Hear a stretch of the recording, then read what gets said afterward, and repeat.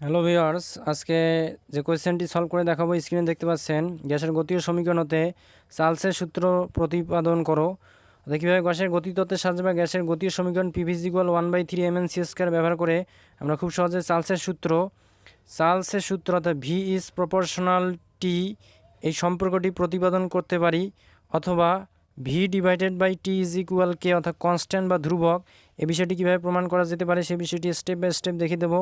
ভিডিওটি শেষ পর্যন্ত কন্টিনিউ করতে থাকুন এবং যারা আমার চ্যানেলটি সাবস্ক্রাইব করেন মাসবি চ্যানেলটি সাবস্ক্রাইব করে পাশে থেকে বেল আইকন অল সেট করুন। পরবর্তী ভিডিওগুলোর নোটিফিকেশন সঙ্গে পাওয়ার জন্য অবশ্যই ভিডিওতে লাইক দিয়ে ভিডিও শেয়ার করবেন, যাতে অন্য ভিডিও দেখার মাধ্যমে এই ধরনের সমস্যাগুলো খুব সহজে সমাধান করতে পারে। তাহলে চলুন দেরি না করে শুরু করি। আজকে কীভাবে ম্যাথমেটিক্যাল প্রবলেমটি অর্থাৎ যে গুরুত্বপূর্ণ প্রশ্নটি সলভ করবেন সে বিষয়টি দেখে দিচ্ছি। এবং তার আগে আমি কিছু কথা বলে রাখি যে আমরা যখন সমানুপাতিক চিহ্ন থাকে এবং সেই সমানুপাতিক চিহ্নর পরিবর্তে যখন সমান চিহ্ন লিখি, তখন মাস্ট বি আমাকে কিন্তু ডান পাশে একটা সমানুপাতিক ধ্রুবক নিয়ে আসতে হয়।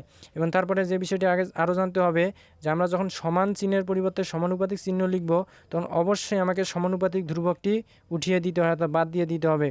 তাহলে এই বিষয়গুলো যদি জানা থাকে, তাহলে এখন আমি কিন্তু সলিউশনের দিকে যাচ্ছি কীভাবে আমরা এই সমস্যাটি খুব সহজে সমাধান করতে পারি। তাহলে এখানে সলিউশনে প্রথম যে বিষয়টি মনে রাখতে হবে, গ্যাসের একটি অণুর গড় গতিশক্তি হচ্ছে 1/2 mn²। তাহলে এটা কিন্তু আমরা জানি, মুখস্থ রাখতে হবে। গ্যাসের একটি অণুর গড় গতিশক্তি হচ্ছে 1/2 mn²। তাহলে এটা আমরা কীভাবে জানি, যেহেতু আমরা 9-10 থেকে একটি সূত্র শিখে এসেছি গতিশক্তি = 1/2 mv², অর্থাৎ গতিশক্তি হচ্ছে 1/2 × ভর × বেগের উপর স্কোয়ার। তাহলে এখানে ভর হিসেবে এম এ রয়েছে, কিন্তু বেগ আমরা জানি গ্যাসের ক্ষেত্রে যে বেগটি ব্যবহার করা হয় সেটি হচ্ছে সি অর্থাৎ বর্গমূল গড় বর্গ বেগ। তাহলে সেজন্য জাস্ট ভি এর জায়গায় আমরা সি ব্যবহার করলাম। এখন আমরা যেহেতু জানি একটি অণুর জন্য এখানে গ্যাসের মধ্যে অনেকগুলো অণু থাকে, অর্থাৎ এন সংখ্যক অণু থাকে গ্যাসের মধ্যে, তাই এন সংখ্যক অণু যদি আমি গড় গতিশক্তি বিবেচনা করি, তবে জাস্ট আমার এনটা কী হবে, গুণ হবে, এবং 1/2 mc² যেটা আছে সেটা তো থাকবে, এবং এন জাস্ট এখানে কী হবে, গুণ হবে এন সংখ্যক অণুর জন্য যদি আমি গড় গতিশক্তি বিবেচনা করি। তাহলে এখন আমাদের যে আরেকটা বিষয় আমরা কিন্তু খুব সহজে জানি যে গ্যাসের গড় গতিশক্তি হচ্ছে তার পরম তাপমাত্রার সমানুপাতিক। তাহলে এটিও মাস্ট বি আপনাদের মুখস্থ রাখতে হবে। সব কিছু বিষয় আসলে বুঝে হয় না, কিছু কিছু বিষয় মাস্ট বি আপনাদের মুখস্থ রাখতে হবে এখানে সমস্যাগুলো সমাধানের লক্ষ্যে।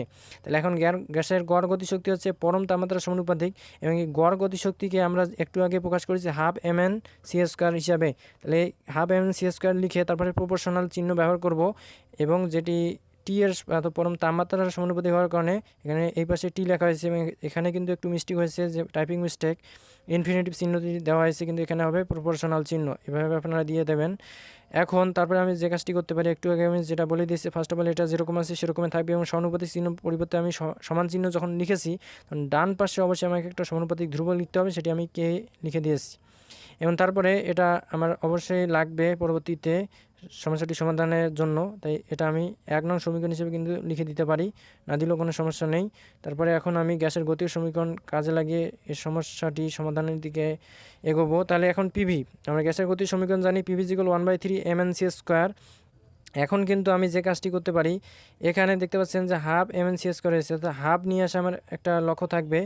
হাফ আমি কীভাবে আনতে পারি, 1/3 রয়েছে, তাহলে 1/3কে আমাকে হাফ করতে হবে। আমি যদি এখন হাফটা লিখে দেই, কিন্তু এখানে আমার রয়েছে নিচে 3, কিন্তু এখানে তো আমার নিচে 2 চলে এসেছে, তাহলে যেটা এক্সট্রা হিসেবে এসেছে সেটা এক্সট্রা হিসেবে যেটা আসবে সেটা উপরে দিয়ে দিতে হবে। যেহেতু এটা নিচে আছে তাহলে উপরে একটা 2 হবে। এবং দেখতে পাচ্ছেন এখানে একটা 3 আছে, কিন্তু নিচে আমার কোথাও 3 নেই, তাই এখানে একটা অবশ্যই কি দিতে হবে, 3 দিতে হবে। তাহলে এই 2/3 × 1/2 আসলে 1/3 এর সমান, এটা আমি রিপ্লেস করে এভাবে লিখে দিতে পারি।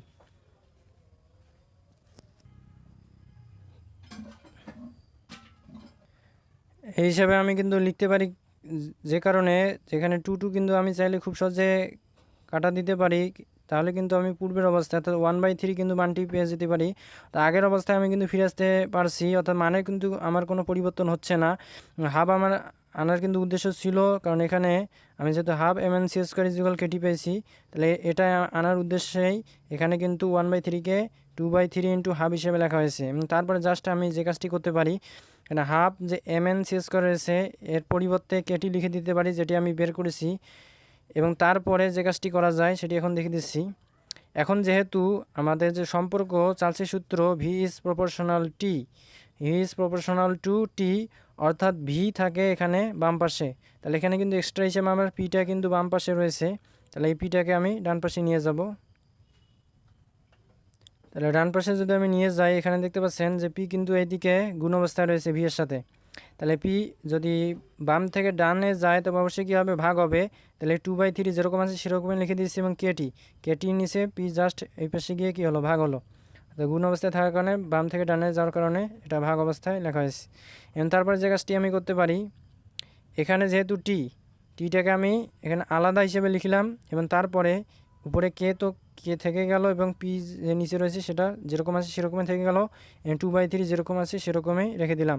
এবং তারপরে যে কাজটি করা যায় খুব সহজে, এখানে এই কেটা এবং 2 এই দুটো আমি খুব সহজে উপরে উপরে গুণ করে দিতে পারি। তাহলে 2কে পাবো, এবং নিচে যে 3 আছে 3 রেখে দিয়েছি। তাহলে এখানে কে চলে যাওয়ার পরও কিন্তু উপরে একটা মাস্ট বি একটা 1 থেকে যাবে, এখানে সেই 1টা এখানে লেখা হয়েছে। এবং তারপরে যে কাজটি করা যায়, এই যে টি রয়েছে সেটা যেরকম আছে সেরকমই রেখে দিলাম। এখন তারপরে আমি একটা কাজ করতে পারি, একটা কথা বলতে পারি খুব সহজে, যেহেতু কে একটা কনস্ট্যান্ট ছিল, এবং 2 এবং 3 এই দুটো সংখ্যা হওয়ার কারণে তারা হচ্ছে কনস্ট্যান্ট বা ধ্রুবক। এবং এই পি যেহেতু চাপ স্থির থাকে, চার্লসের সূত্র আমরা যদি সংখ্যাটি পড়ি তাহলে এক্ষেত্রে চাপ স্থির থাকে এবং ভর সংখ্যা বা মোল সংখ্যা স্থির থাকে, অর্থাৎ এন স্থির থাকে। তাহলে এই দুটো বিষয় স্থির থাকার কারণে এখানে 1/p এই মানটাও কিন্তু কনস্ট্যান্ট বা ধ্রুবক। এবং টি কিন্তু কনস্ট্যান্ট নয়, এটা অবশ্যই যেরকম আছে সেরকমই রাখতে হবে। এবং এগুলো সবগুলো আছে কনস্ট্যান্ট বা ধ্রুবক, অর্থাৎ 2k/3 এটাকে আমি কিন্তু ধ্রুবক হিসেবে বিবেচনা করতে পারি। এবং 1/p এটা তো সূত্রানুসারেই ধ্রুবক, যেহেতু আমরা চার্লসের সূত্র আলোচনা করতেছি চাপ স্থির থাকে, যেটা স্থির সেটা হচ্ছে কি ধ্রুবক, মাস্ট বি। এখন তারপরে জাস্ট এই যে ধ্রুবক অংশ, এতটুকু অংশ কিন্তু অবশ্যই আমার কনস্ট্যান্ট মান, মানে একটা কনস্ট্যান্টের সাথে আরেকটা কনস্ট্যান্টের গুণফল অবশ্যই একটা কনস্ট্যান্ট বা ধ্রুবক। তাহলে এই ধ্রুবক এতটুকু অংশের পরিবর্তে একটা ধ্রুবককে আমি লিখতে পারি, অর্থাৎ কে প্রাইম, জাস্ট একটা ধ্রুবক কে প্রাইম লিখে দিয়েছি। ওই কে প্রাইম চেঞ্জ আনলাম, এখানে কে প্রাইম বসিয়ে দিয়ে, এবং টি এর জায়গায় কিন্তু টিকে রেখে দেওয়া হয়েছে, যেরকম আছে সেরকমই রেখে দেওয়া হয়েছে। এবং তারপরে যে কাজটি করতে পারি আমি, এখানে তো সমান চিহ্ন রয়েছে, আমরা যেহেতু ভি ইজ প্রপোর্শনাল টি এই সম্পর্কটি নিয়ে আসতে হবে চার্লসের সূত্র প্রতিপাদন করার জন্য। তাহলে এই যে সমান চিহ্নের পরিবর্তে আমি সমানুপাতিক চিহ্নটি লিখে দিয়েছি। আমরা যে বিষয়টি জানি, সমান চিহ্নের পরিবর্তে যখন আমি সমানুপাতিক চিহ্ন লিখব তখন আমার সমানুপাতিক ধ্রুবকটিও আসলে বাদ দিয়ে দিতে হবে। তাহলে সেজন্য কে প্রাইমেও আমি বাদ দিয়ে দিলাম। তাহলে আমার জাস্ট থেকে গেল কি টি, সেই টি আমি এখানে লিখে দিয়েছি।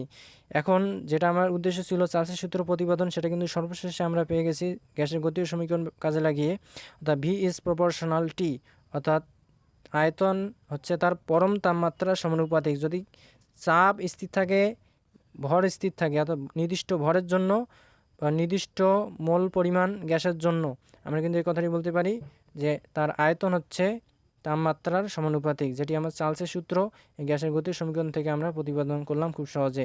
তাহলে আশা করি যারা ভিডিও শেষ পর্যন্ত কন্টিনিউ করেছেন বুঝতে পেরেছেন কীভাবে আমি খুব সহজে গ্যাসের গতীয় সমীকরণ কাজে লাগিয়ে এখানে যে চার্লসের সূত্র, সেই চার্লসের সূত্র প্রতিপাদন করলাম।